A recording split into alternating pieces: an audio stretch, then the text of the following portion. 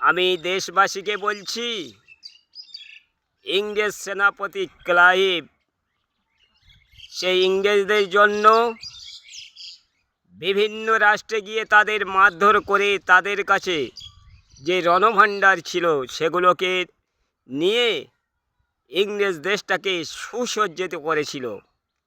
অবশেষে সেই ইংরেজদের লোকের কাছে বদনাম নেয় সেই ক্লাইভ কীটনাশককে আত্মহত্যা করেছিল।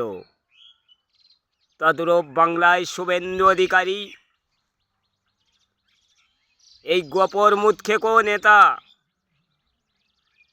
এই নেতা টিএমসি ছেড়ে জুম্মায় 8 দিন হয়নি বিজেপিতে যোগদান করেছে।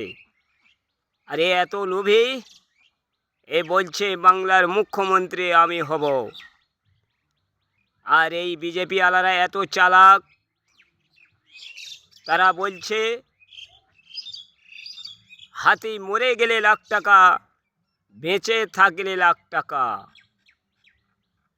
তাই এখানে বিজেপি পার্টির ভেতর একটা তারা আলোচনা করেছেন যে শুভেন্দুকে কোনো দিন বড় পদ দেওয়া যাবে না।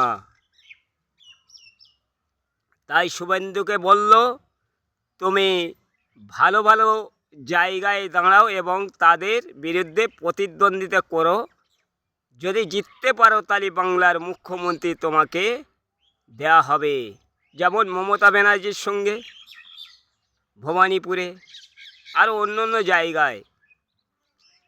তাহলে এ কখনো ওই টিএমসির কাছে জিততে পারবে না, আর এর বাংলার মুখ্যমন্ত্রী হতে দেবে না, আর হতেও পারবে না।